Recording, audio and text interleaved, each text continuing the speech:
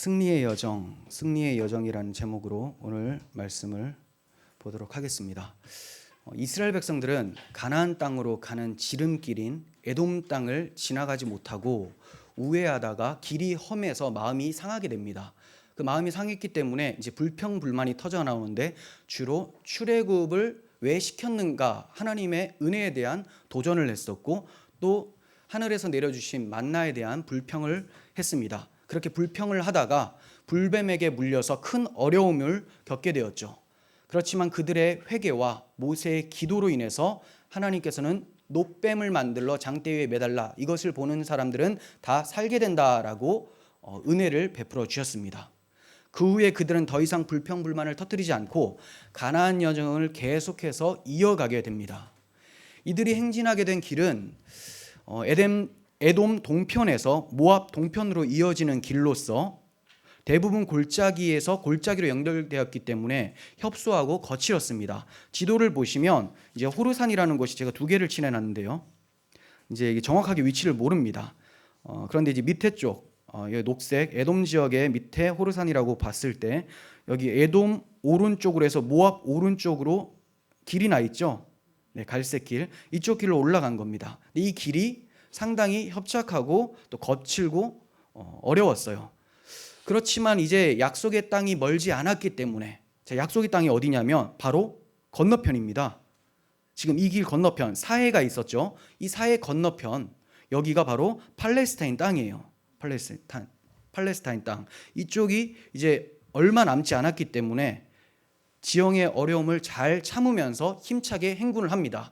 이전에 조금만 힘들면 불평 원망했었던 이스라엘 백성들이었는데 그런 모습은 이제 보이지를 않고 열심히 행진하는 모습이 보여집니다.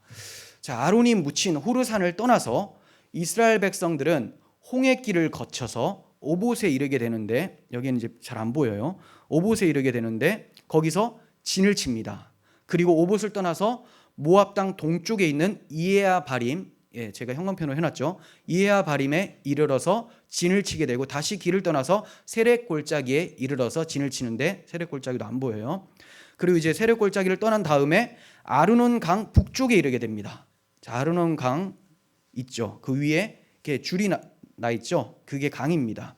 그 북쪽에 이르러서 진을 치게 돼요. 딱 보시면 아시겠지만 아르논 강은 모압의 경계 지역으로서 모압과 아모리 사이에 있었습니다. 아르논 강은 모압 동편 산지에서 발원을 해서 서쪽으로 흘러가요. 그러다가 어디에서 만나게 되냐면 사해로 들어가게 됩니다. 사해 동쪽에 중앙을 위치하는 곳으로 흘러 들어가게 됩니다. 자, 이것을 봐서 이제 모압 최대의 젖줄이 바로 아르논 강이었다라고 할 수가 있어요. 자, 이렇게 복된 아르논 강까지 이르게 되었으니까 이스라엘이 하나님을 찬양을 하게 되는데 이 찬양이 여호와의 전쟁기라는 책에 적혀 있습니다. 여호와의 전쟁기는 어떤 책이냐면 모든 전쟁에서 이스라엘의 모든 전쟁에서 승리하게 해주신 하나님을 찬양하는 노래 모음집이에요.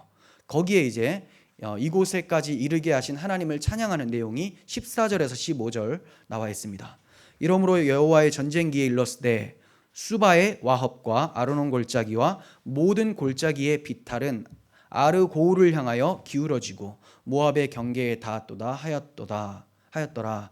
자, 이렇게 이제 하나님께서 이렇게 인도해 주셨다라는 것을 기록을 하고 있습니다. 그러니까 이스라엘 백성들의 머릿속에는 늘 이러한 전쟁에서 승리케 해주신 하나님, 인도해 주신 하나님을 기억하면서 찬양을 했었던 거죠. 자, 이스라엘의 가나안 여정은 계속되었습니다. 아르논 강 북쪽을 떠난 백성들은 이제 부엘이라는 곳에 이르러 진을 치게 됩니다. 자, 부엘이 보입니까? 제가 안 해놨는데 잘 안 보이네요. 네, 부엘이라는 곳에 진을 치게 되는데 이 부엘이라는 곳은 우물이라는 뜻입니다. 그러니까 거기에 우물이 있겠죠. 부엘은 오아시스 샘이 있는 곳이에요. 이곳에서 여호와께서 모세에게 명령하시기를 백성들을 모으라 내가 그들에게 물을 주리라 이렇게 하셔서 찾게 된 곳입니다. 지금까지 이스라엘 모습과는 좀 다릅니다. 원래 물이 마시고 싶으면 이스라엘 백성들은 불평 원망을 했었죠.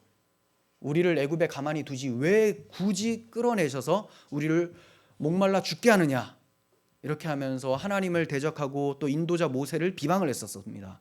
그런데 지금 이스라엘 모습은 전혀 그런 모습이 안 나타나요. 하나님께서 먼저 백성들을 모으라고 하시고 내가 그들에게 물을 주겠다라고 말씀해 주십니다. 원망이나 반역, 불신, 진노, 또 불뱀, 이런 것들은 전혀 언급이 없습니다. 오직 하나님의 도우심에 대한 찬양만이 울려 퍼지고 있을 뿐입니다. 많은 고난 후에야 드디어 하나님의 일하심을 잠잠히 기다리면서 은혜를 경험하는 데까지 이르게 된 거예요. 이게 갑자기 찾아온 게 아닙니다. 40년이 걸렸어요. 40년 동안 쉬지 않고 불평 원망을 했었어요. 배가 고프면 먹을 것이 없다고 화를 냈었고, 물이 없으면 물이 없다고 화를 냈었고, 그런데 지금은 하나님이 가만히 있음에도 불구하고 주시는 거죠. 그러니까 가만히 있는데 그냥 주신 것이 아니라 목마를 때쯤 되니까 이들이 하나님을 바라보고 있는 거예요. 하나님의 행하심을 이제 잠잠히 기다리는 수준까지 이르게 된 겁니다. 그러자 하나님께서 그 자녀들의 필요를 그냥 채워주시는 겁니다. 지금까지 이스라엘 백성들은 많은 불평, 불만을 통해서 고난을 받았습니다. 이 고난이 이스라엘의 잘못으로 인함이지만 하나님은 모든 것을 합력하여서 선을 이루게 해주신 것이죠. 결국 이들의 신앙이 성장케 되었습니다. 그러므로 이스라엘 40년 방황 기간은 버려지는 시간이 아니라 하나님 앞에 기록되는 구속사, 카이로스의 시간이 되었던 거예요. 하나님이 기억하시는 시간, 그냥 허투루 소모되는 시간이 아니었습니다. 다 방황은 참 안타까운 시간이다라고 생각하지만 하나님은 이 시간 하나하나를 사용하고 계셨다는 겁니다. 지금 나의 삶이 이스라엘 백성들의 초기 모습과 같습니까? 그러면 하나님이 교육을 하실 거예요. 그 교육이 아프고 힘들지라도 마침내 우리를 성장시키셔서 약속의 땅으로 들이실 하나님의 자녀 양육 방법을 우리를 거치게 해주실 겁니다.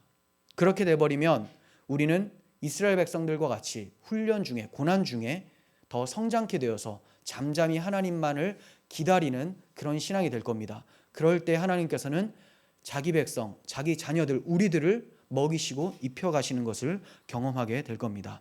하나님은 지금도 선하게 일하시는 중이시고 앞으로도 가장 선하게 일하실 거예요. 우리의 악에도 불구하고 하나님은 선하게 이끌어 가시는 분이시라는 것을 본문을 통해서 보게 됩니다. 광야에서 오아시스를 만난다라는 것은 큰 복이고 은혜입니다. 그러므로 이스라엘 백성들은 기쁨에 겨워서 노래를 지어 불렀어요. 이른바 우물의 노래인데 한번 보겠습니다. 17절부터인데요. 우물들아 솟아나라, 너희는 그것을 노래하라. 이 우물은 지휘관들이 팠고 백성의 귀인들이 규와 지팡이로 판 것이로다 하였더라.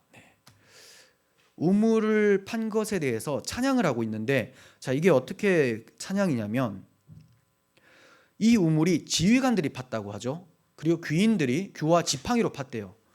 이것은 우물 파는데 전문가들이 나선 게 아니라는 겁니다. 그냥 지도자들이 와서 지팡이로 툭툭 찍어 봤어요. 툭툭 두드리고 여기 괜찮을 것 같은 데서 한번 딱 파니까 바로 우물이 나오는 거죠. 오아시스가 나오는 겁니다. 자, 이러한 하나님의 은혜들을 경험해서 노래를 지은 것이죠. 이런 우물은 하나님의 구원을 보여주는 상징적인 겁니다. 이사야 선지자는 훗날에 이스라엘 백성들이 하나님의 구원을 이처럼 노래하게 될 것을 예언을 합니다. 이사야 12장 2절부터 보라, 하나님은 나의 구원이시라. 내가 신뢰하고 두려움이 없으리니 주 여호와는 나의 힘이시며 나의 노래시며 나의 구원이심이라. 그러므로 너희가 기쁨으로 구원의 우물들에서 물을 기르리로다. 그날에 너희가 또 말하기를 여호와께 감사라. 그의 이름을 부르며 그의 행하심을 만국 중에 선포하며 그의 이름이 높다 하라. 여호와를 찬송할 것은 극히 아름다운 일을 하셨음이니 이를 온 땅에 알게 할지어다. 이스라엘 백성들의 구원을 찬양을 하는 건데, 구원해 주신 하나님을 찬양하는 건데 표현을 구원의 우물들에서 물을 깃는다라고 표현을 하고 있죠. 즉 이스라엘 백성들이 광야에서 우물을 만나게 된 것은 하나님의 구원 행위 중에 하나였다라는 것을 말씀하고 있는 겁니다. 사막에서 목말라 죽을 수 있는 상황에서 하나님은 그들을 목말라 죽게 하지 않으시고 물을 먹이셔서 갈증을 해갈시켜 주셨던 것이죠. 이 오아시스는 그들의 노래가 되었습니다. 우리에게도 이와 같은 오아시스가 있죠. 광야 같은 우리 인생길에서 하나님의 은혜로 만나게 된 오아시스, 바로 생명수이신 그리스도의 영, 성령님이십니다. 구조를 잘 보시면 우리가 지난 시간에 뭘 공부를 했느냐, 불뱀에게 물렸지만 하나님께서 놋뱀을 장대 위에 만들어 달라라고 하시고 그 놋뱀을 보면 산다라고 했습니다. 그 놋뱀이 무엇을 예표하고 있었습니까? 예수 그리스도의 십자가 대속이죠. 불뱀과 같은 사탄의 유혹에 넘어가서 죄에 빠진 뱀의 독이 퍼져 있는 상태, 이런 상태를 예수 그리스도께서 놋뱀이 되셔서 인간과 같이 동일하게 인간이 되셔서 죄는 없으신 예수께서 우리의 죄를 가지고 십자가에서 죽으실 것을 놋뱀 사건을 통해서 보여주셨습니다. 이렇게 십자가 사건을 먼저 보여주시고 난 후에 십자가를 통과하면, 십자가 예수를 영접하면 성령의 부어지심이 있다라는 것을 말씀해 주고 있는 것이죠. 참으로 성령께서는 하나님의 말씀이 없어서 영적 기근이었던 상태인 죄인들에게 생명의 말씀으로 영혼의 가람을 해갈해 주셨어요. 요한복음 4장 14절에서 예수님이 이렇게 말씀하십니다. 내가 주는 물을 마시는 자는 영원히 목마르지 아니하리니 내가 주는 물은 그 속에서 영생하도록 솟아나는 샘물이 되리라. 예수님이 어떤 물을 주시기에 영원히 솟아나는 샘물이다라고 말씀하실까요? 부엘, 오아시스라고 말씀하십니까? 요한복음 7장 37절에서 명절 끝날 곧 큰 날에 예수께서 서서 외쳐 이르시되 누구든지 목마르거든 내게로 와서 마시라. 내게로 와서 마시라. 예수 그리스도를 믿으라는 거죠. 일단 자, 그러면 나를 믿는 자는 성경의 이름과 같이 그 배에서 생수의 강이 흘러나오리라 하시니 이는 그를 믿는 자들이 받을 성령을 가리켜 말씀하신 것이라. 예수 그리스도를 믿고 영접하면 우리 안에 성령이 찾아오시는데, 성령께서 영적 기근이었던, 하나님이 없어서 메마르고 공허했었던 우리들의 심령을 새롭게 변화시켜 주신다는 겁니다. 샘물과 같이 우리를 풍성하게 만들어 주신다는 거예요. 생명수이신 성령을 모신 사람들은 여호와를 찬양할 수밖에 없습니다. 이 세상이란 광야에서 엎드려져 죽을 수밖에 없었던 우리를 살려주신 분이 성령님을 허락하신 하나님의 은혜이기 때문이죠. 성령님 없이 살아가는 인생을 한번 생각해 보십시오.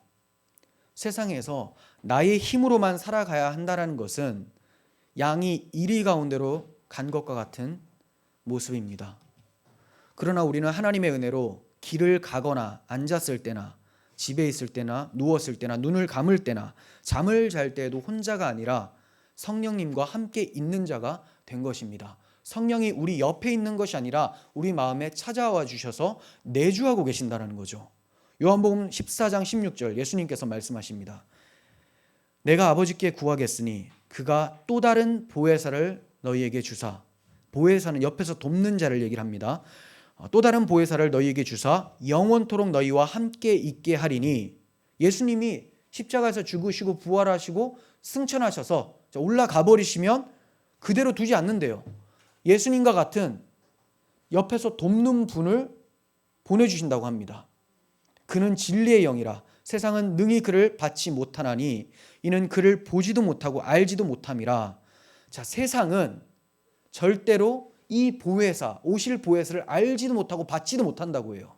왜냐? 이 보혜사는 예수 그리스도의 영으로서 그리스도를 모신 사람들에게만 주어지기 때문에 그래요. 그래서 세상은 알지도 못하고 받지도 못한다라고 했는데, 그러나 너희는 그를 아나니 그는 너희와 함께 거하시며 또 너희 속에 계시겠음이라. 내가 너희를 고아와 같이 버려두지 아니하고 너희에게로 오리라 라고 말씀하십니다. 그러므로 성령을 모신 자들은 이제 혼자가 아니죠. 그 어떠한 상황 가운데서도 혼자가 아니라 만군의 여호와 하나님께서 우리 마음에 들어와 계신다라는 겁니다.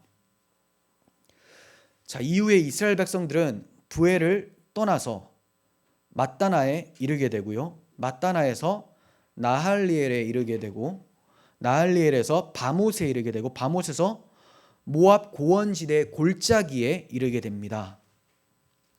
이곳은 비스가 산의 정상 부근으로 아래로는 광야가 훤히 내려다 보였습니다. 비스가 산까지 이르게 된 건데, 비스가 산은 아바림 산맥의 한 봉우리로서 사해 북동쪽에 위치한 해발 700m가량의 산이에요. 훗날 이 산에서 모세가 임종을 맞이하게 됩니다.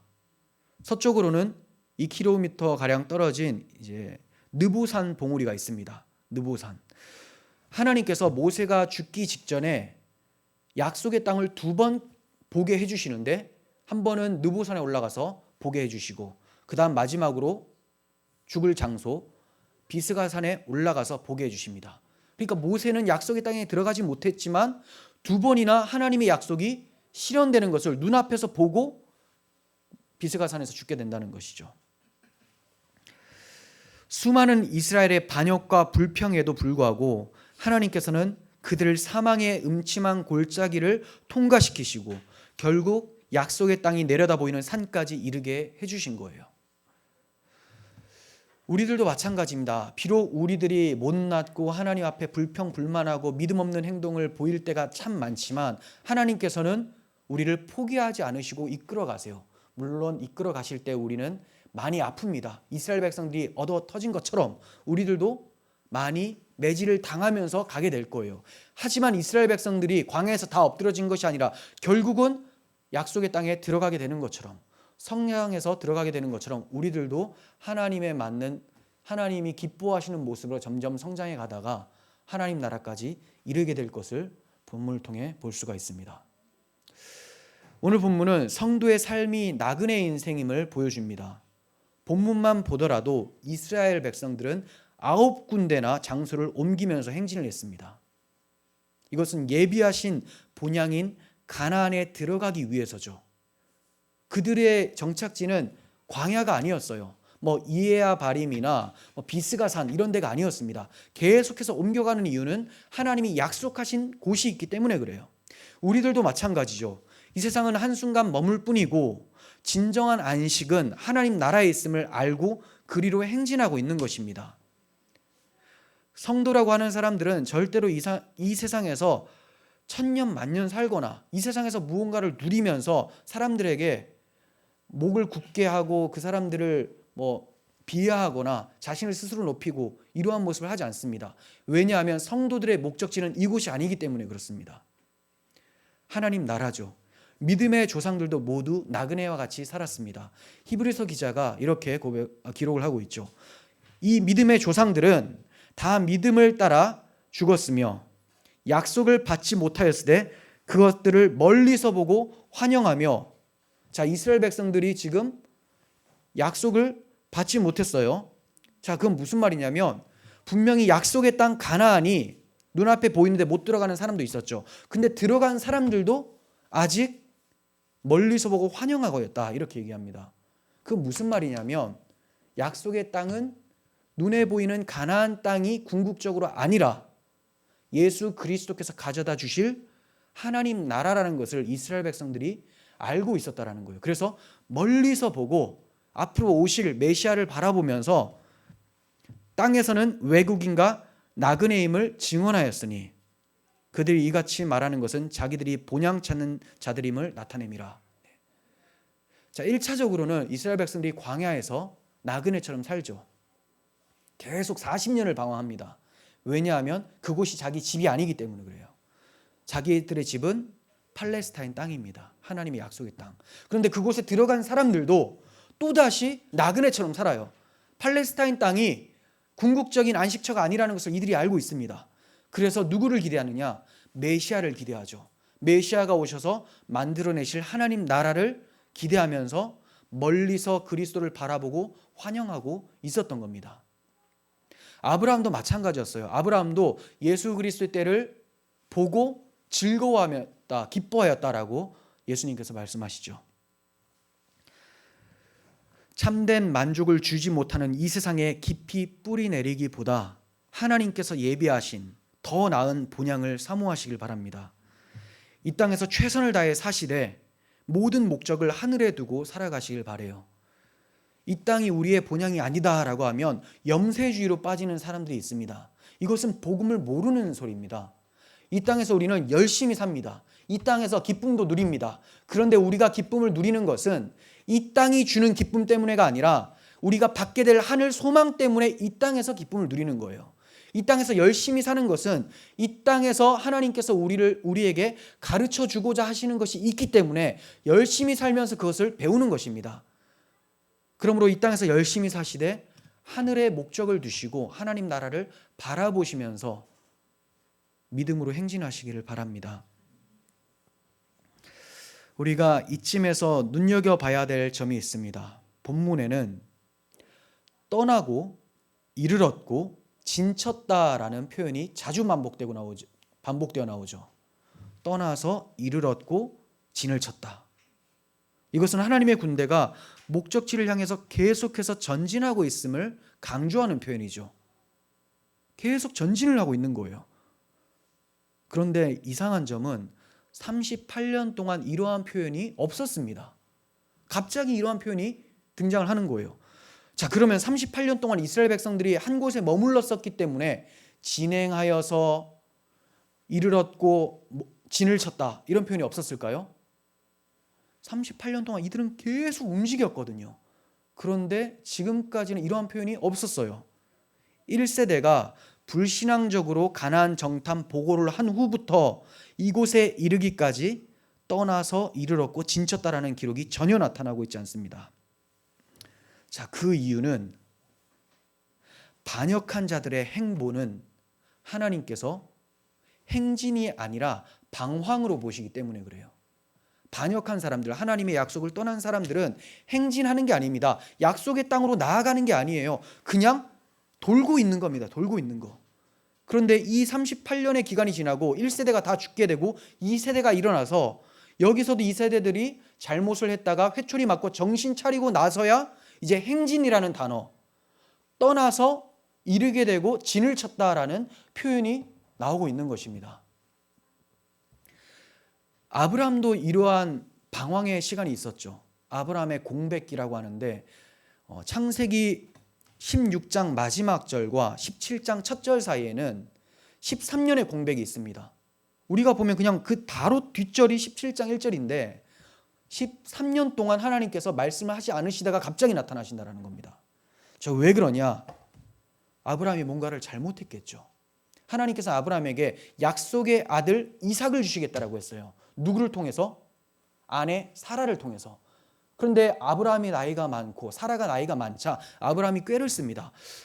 이거 약속의 아들이 하나님이 주시는 것이 아니라 나의 힘으로 약속의 아들을 만들어야 봐야 되나 보다 해서 젊은 여자 하갈을 첩으로 두고 하갈을 통해서 이스마엘을 낳습니다. 그리고 이 아들이 나를 계승하겠구나. 이 아들이 약속의 아들이겠구나. 그러니까 아브라함의 생각은 약속의 아들은 하나님이 직접 주시는 건데 자기의 힘으로 만들 수 있다고 생각한 거예요. 그랬더니 하나님께서 그 아들 아니다라고 하시고 13년 동안 말이 없으세요. 그러다가 아브라함이 99세 때에 하나님이 나타나셔서 내가 내년에 너에게 약속의 아들을 주겠다. 더 나이가 들어서 완전히 태가 다치고 더 이상 아들을 만들어낼 수 없는 상황에서 이제 하나님이 약속의 아들을 주시겠다라고 합니다. 그 말은 하나님의 약속의 아들은 오직 하나님의 은혜로만 나온다라는 것을 보여주시기 위함이죠. 하지만 아브라함은 그것을 몰랐었기 때문에 하나님이 원치 않는 이스마엘을 낳게 되었고 하나님의 약속을 거역함으로써 13년의 방황기, 공백기가 있었던 겁니다. 이러한 공백기, 방황기는 이스라엘 백성이나 아브라함뿐만이 아니라 우리들에게도 있을 수 있다는 거예요. 우리들에게도. 또 교회들에게도 있을 수가 있고요. 우리 교회에도 공백기가 있을 수 있어요. 교회가 타락해버리면 하나님이 임재가 없죠. 하나님의 임재가 없죠. 함께하지 않으십니다. 우리가 타락을 하면, 우리 개개인이 타락하면 하나님, 여러분 기도해도 하나님 듣지 않으시는 것 같아요. 막 인격적으로 만남이 없습니다. 왜냐하면 하나님을 멀리 우리가 떠나버렸기 때문입니다. 철저하게 회개하고 돌아올 때 드디어 우리의 삶에 진보가 일어나기 시작해요. 행진이 일어나기 시작합니다. 하나님 나라가 점점 가까워지는 것을 경험하게 됩니다. 하지만 우리가 회개치 않고 여전히 반역 가운데 있으면 우리는 방황을 하게 되고 하나님 나라는 먼 이야기처럼 느껴진다는 거죠. 교회사에서도 마찬가지입니다. 교회 역사에서도 이스라엘 백성들 이후에 초대교회가 발생이 생겨지고 초대교회가 잘 가다가 로마 교회가 되어서 갑자기 단어가 부패하게 되죠. 이 단어가 왜 이렇게 생각 안 나나요? 로마 교회가 되어서 부패하게 됩니다.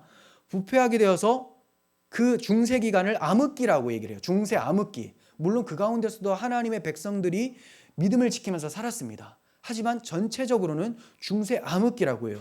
그러다가 해가 비치기 시작합니다. 회개가 일어나고 종교 개혁이 일어나서 다시금 하나님 말씀이 임하게 되고 이제 신실한 백성들이 많이 생겨나게 되죠. 이와 같은 상황이 기독교의 역사예요. 지금도 이 역사가 방황기인지 진보의 역사인지를 잘 보셔야 돼요. 저는 지금 전 세계가 방황을 하고 있는 것 같습니다. 하나님 말씀을 최고의 권위로 두지 않고 인간들의 꾀나 또 자기들의 욕심으로 하나님 말씀을 가리우는 모습이 너무나 많이 있습니다. 그게 바로 교회에서조차 진행이 되고 있는 것이죠. 교회라는 이름은 달았지만 성경을 편집하고 성경을 절대 권위로 두지 않는 가짜 교회들이 많이 있습니다. 그리고 성경을 절대 권위라고 말은 하지만 여러 가지 부패와 또 타락으로 인해서 하나님의 진노를 받는 교회가 너무 많다는 거죠. 이게 과연 떠나서 이르게 되고 진을 쳤다라고 할 수 있는 표현인가? 아니면 방황이라고 할 수 있는 것인가? 생각해 봐야 되겠죠. 교회 역사나 우리 교회나 우리 각 사람 다 하나님 앞에서 떠나고 이르게 되고 진을 치는 삶이 되었으면 좋겠습니다. 제21절 이하로 출애굽 마지막 여정에 만나게 되는 두 왕과 전쟁이 일어나는 것을 얘기합니다. 그 두 왕은 아모리 왕 시혼이고 그리고 바산 왕 옥이라는 사람입니다. 시혼과 옥인데요. 이 왕들과의 전쟁은 이스라엘에게 있어서 참으로 중요한 전쟁입니다. 그 이유는 40년을 힘들게 방황하고 나서 여기까지 이르게 됐는데 이제 요단강을 건너서 약속의 땅에 들어가게 된 하나님의 백성들을 최후로 가로막는 왕들이기 때문에 굉장히 중요합니다. 이들을 격퇴하지 못한다면 이제까지 모든 수고가 수포로 돌아갈 수가 있는 거예요. 먼저 아모리 왕 시온과 있었던 일을 보겠습니다. 모세가 시온에게 사신을 보내어서 부탁을 합니다. 22절 보시면 우리에게 당신의 땅을 지나가게 하소서. 우리가 밭에든지 포도원에든지 들어가지 아니하며 우물물도 마시지 아니하고 당신의 지경에서 다 나가기까지 왕의 큰 길로만 지나가리이다. 아주 정중히 부탁을 하고 있죠. 우리는 아무것도 건드리지 않고 그냥 고속도로를 따라서 큰 길로 따라서 조용히 지나만 갈게요 라고 했는데 거부를 하죠. 이스라엘 백성들이 굉장히 정중하게 부탁을 했습니다. 하나님의 군대는 무조건 싸워서 정복하는 자들이 아니에요. 우리가 하나님을 등에 업었으니 무조건 싸우자 이게 아닙니다. 하나님께서는 먼저 화평케 하는 소식을 전하라고 합니다. 신명기에 보면 그런 표현이 나와요. 항상 싸우기 전에는 화친을 먼저 청합니다. 나중에 찾아보세요. 신명기 20장 10절부터 나옵니다. 이렇게 화평을 위해서 부탁하였을 경우에 시온 왕이 취할 수 있는 반응은 세 가지 정도로 나눌 수가 있습니다. 첫 번째, 적극적으로 물과 포도주, 떡을 주면서 지나가라고 격려해 주는 경우가 있겠고, 두 번째는 시큰둥하지만 허락해 주는 소극적인 허락, 세 번째는 못 지나간다 하면서 맞서 대적하는 것. 근데 시온이 세 번째를 택합니다. 그 길로 지나가면 아무래도 자기들을 칠 거라고 생각을 했던 것 같아요. 결국 이스라엘 백성들을 치기 위해서 광야로 나와서 야하스라는 곳에 이르게 됩니다. 결국 이스라엘이 그들을 쳐서 멸망시키게 되죠. 주님께서도 말씀하셨습니다. 나와 함께하지 아니하는 자는 나를 반대하는 자고 나와 함께 모으지 아니하는 자는 해치는 자니라라고 했어요. 하나님 나라가 행진을 하고 있는데 거기에 받아들이는 사람이 있고 반대하는 사람이 있습니다. 받아들인 사람의 대표인으로서는 우리가 여리고성의 기생 라합을 들 수가 있겠죠. 그는 편입이 되는 거예요. 하나님 백성으로. 하지만 반대하는 자들은 하나님께서 다 진멸하는 것을 보게 됩니다. 마찬가지로 마지막 날 주님이 오실 때 주님을 영접하는 자가 있고 주님을 반대하는 자가 있을 것입니다. 그때 주님과 맞서 싸울 것인지 주님을 영접하는 것인지 그것에 따라서 구원과 심판이 나누어지는 것입니다. 이제 이스라엘이 바산길로 올라가게 돼요. 그러자 바산왕 옥이 이스라엘의 전쟁 승리 소식을 접하고 잔뜩 긴장한 나머지 군대를 거느리고 에드레이라는 곳으로 나와서 이스라엘을 대적을 합니다. 모세와 이스라엘 백성들은 싸우려고 했던 게 아닌데 바산왕 옥이 이처럼 대적을 하니까 고민에 빠지게 되고 또 싸워야 되나 그리고 싸워서 이길 수 있을까라는 두려움에 빠졌던 것 같아요. 그러자 여호와께서 모세에게 말씀하십니다. 그를 두려워하지 말라. 내가 그와 그의 백성과 그의 땅을 내 손에 넘겼나니 너는 헤스본에 거주하던 아모리 왕의 시온에게 행한 것 같이 그에게도 행할지니라. 하나님께서 이스라엘 백성들과 함께 있을 테니까 아모리 왕 시온이 진멸된 것처럼 바산한 옥도 무찔러 주게 하겠다라고 말씀해 주시는 겁니다. 그러면 이제 주저할 필요가 없죠. 하나님이 그들과 함께 하심으로 승리케 해주신다고 말씀했기 때문입니다. 이때도 주저한다면 이건 불신앙이 되겠죠. 근데 하나님 말씀하지 않으셨을 때는 두려울 수가 있습니다. 하지만 하나님 말씀이 오면 담대함을 가지고 올라가야 되는 것이죠. 이스라엘 백성들이 담대히 나아가서 바산왕 옥과 그의 아들들과 그의 백성을 다 쳐서 한 사람도 남기지 않았고 결국 그 땅을 점령했다고 기록되어 있습니다. 바산왕 옥은 만만한 사람이 아니었어요. 거인 족속인 르바임의 후예로서 기골이 아주 장대했습니다. 그가 얼마나 컸던지 그가 사용한 철 침대가 있는데 그냥 우리가 쓰는 침대는 무너지니까 철 침대가 있는데 가로가 1.8m 이건 킹 사이즈가 아니라 얼마나 넓습니까? 1.8m 그리고 세로가 4.1m였다고 해요. 그러니까 어마어마한 사람이었고 어마어마한 군대를 거느리고 있었는데 이스라엘 백성들이 이겼습니다. 어떻게 이겼습니까? 하나님의 은혜죠. 그들이 전투력이 강해서가 아니에요. 그들은 아무 싸움을 못하는 사람들입니다. 애굽의 노예로서만 살았던 사람들인데 하나님이 그들을 이스라엘 백성들의 손에 붙이니까 승리가 있었던 겁니다. 이렇게 강력한 아모리 왕 시온과 바산 왕 옥을 물리친 일은 이스라엘 백성들에게 가장 너무나 중요한 의미를 갖게 되었습니다. 이 점을 여리고성 기생 라합도 전에 듣고 마음이 녹아서 이스라엘 백성들을 영접하는 하나님 군대를 영접하는 데까지 이르게 됐습니다. 그가 어떻게 진술을 하는지 봅니다. 여호수아 2장 10절 라합이 얘기를 하죠. 이는 너희가 애굽에서 나올 때에 여호와께서 너희 앞에서 홍해 물을 마르게 하신 일과 너희가 요단 저쪽에 있는 아모리 사람의 두 왕 시온과 옥에게 행한 일 곧 그들을 진멸시킨 일을 우리가 들었음이니라. 우리가 듣자 곧 마음이 녹았고 너희로 말미암아 사람이 정신을 잃었나니 너희의 하나님 여호와는 위로는 하늘에서도 아래로는 땅에서도 하나님이시라. 위로 아래로 모든 것을 주관하시는 하나님, 그분이 너희의 하나님 여호와시다. 이렇게 고백을 하게 됩니다. 이 놀라운 전쟁 사건을 왜 일으키셨냐? 이 기생 라합이라는 예비된 하나님의 백성 한 사람 때문이라도 하나님은 발생시켜줬다는 거예요. 이 사건을 듣고 기생 라합이 회심을 하고 하나님의 나라를 영접을 하는 것을 보게 됩니다. 그러니까 이 전쟁의 승리가 얼마나 위대하고 하나님을 찬양하기에 마땅한 사건인지 보게 되죠. 그래서 시편 기자도 이 사건을 노래를 합니다. 시편 135편 10절 그가 많은 나라를 치시고 강한 왕들을 죽이셨나니 곧 아모리인의 왕 시온과 바산 왕 옥과 가나안의 모든 국왕이로다. 그들의 땅을 기업으로 주시되 자기 백성 이스라엘에게 기업으로 주셨도다. 여호와여 주의 이름이 영원하시니이다. 여호와여 주를 기념함이 대대에 이르리이다. 그리고 136편에서도 바로 뒤에서도 또 말씀합니다. 큰 왕들을 치신 이에게 감사하라. 그의 인자하심이 영원함이로다. 유명한 왕들을 죽이신 이에게 감사하라. 그의 인자하심이 영원함이로다. 아모리인의 왕 시온을 죽이신 이에게 감사하라. 그의 인자하심이 영원함이로다. 바산왕 옥을 죽이신 이에게 감사하라. 그 인자하심이 영원함이로다. 그들의 땅을 기업으로 주신 이에게 감사하라. 그의 인자하심이 영원함이로다. 이 전쟁을 통해서 이스라엘 백성들은 여러 가지를 깨닫게 되는 거예요. 하나님은 강하시다. 하나님은 인자하시다. 하나님은 약속한 것을 반드시 주시는 분이시다. 그 땅, 약속한 땅을 결국은 반역한 우리에게 주셨더라. 하나님 신실하시다. 이것을 이제 노래하게 되는 것이죠. 그러므로 이 두 왕을 진멸시킨 것은 너무나 중요한 사건이었던 거예요.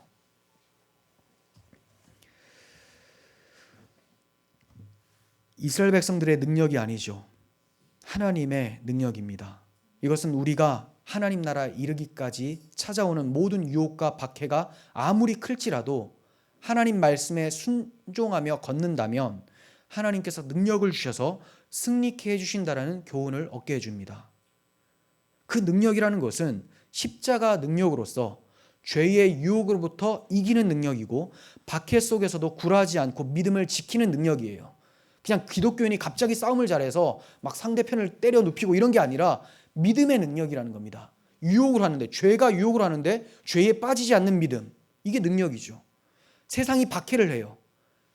많은 순교자들이 순교 현장 가운데서도 주를 고백하면서 기꺼이 목숨을 내놓는 것을 보게 됩니다. 이것이 바로 십자가의 능력이죠. 이렇게 믿음으로 승리하다가 마지막에는 마귀와 그에 동조하여 하수가 된 그리스도의 대적자들을 그리스도께서 멸하실 것이고, 그때 우리는 면류관을 받아쓰고 그 광경을 목도하게 될 것입니다. 사도 바울은 모든 싸움을 다 싸우고 이렇게 고백을 합니다. 나는 선한 싸움을 싸우고 나의 달려갈 길을 마치고 믿음을 지켰으니, 이게 능력이에요. 이제 후로는 나를 위하여 의의 면류관이 예비되었으므로 주 곧 의로우신 재판장이 그날에 내게 주실 것이고 내게만 아니라 주의 나타나심을 사모하는 모든 자에게도 주실 것이다. 이렇게 고백을 하고 있습니다. 지금 우리가 싸우는 것은 혈과 육으로 싸우는 것이 아니라 믿음으로 싸우는 겁니다. 그들이 치면 맞죠. 맞지만 굴하지 않고 빼앗기지 않는 것은 내 마음에 새겨진 그리스도라는 영생입니다. 그리스도라는 보화는 절대로 뺏기지 않는 것. 어떠한 유혹에서도 죄와 타협하고 세속적으로 살아가지 않는 그 믿음의 싸움을 지금 싸우고 있는 것이죠. 그러다가 마지막에 주님 오실 때는 모든 악을 진멸시키시고 하나님 나라로 면류관을 씌우셔서 들여 보내주실 거예요. 죄악이 차고 넘치는 나라는 반드시 하나님의 공의로운 진노의 심판을 받아 멸망당하게 됩니다. 그 나라가 아주 강력한 국가이든지 약한 국가이든지 아무 상관이 없습니다. 그게 어떤 나라든지, 심지어는 교회라는 이름을 가진 자들이든지 상관이 없어요. 아무리 교회라는 이름을 가졌다 하더라도 죄악이 넘쳐나고 그리스도의 십자가를 잃어버린 모임은 교회가 아닙니다. 여러분, 때가 악합니다. 하나님을 경외하고 그분의 말씀에 순종하는 우리들이 되었으면 좋겠습니다. 오늘 말씀을 세 가지로 정리를 해보겠습니다. 성도의 삶은 나그네 삶입니다. 이 세상에 마음을 둘 것이 아니라 하늘 소망을 바라보면서 걸어가십시오. 그리고 걸어가실 때 말씀에 순종하시면서 방황이 아니라 행진을 하시길 바랍니다. 그럴 때 궁극적으로 신자의 삶에 승리를 가져다 주실 하나님이십니다. 이러한 하나님을 찬양합니다. 기도하겠습니다. 거룩하신 하나님 아버지, 승리의 하나님 아버지, 저희는 약하고 연약하고 반역하고 게으르고 나태하지만 하나님, 오늘 이 말씀을 통하여서 다시 한번 경성케 하시고 마음을 다잡고 회개케 하시는 하나님의 은혜를 찬양합니다.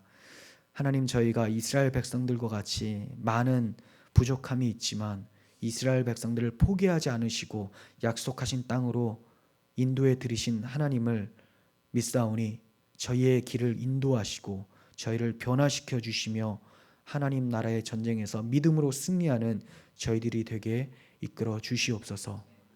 모든 승리가 하나님께 있음을 믿사오며 우리 구주 예수 그리스도의 이름으로 기도드립니다. 아멘.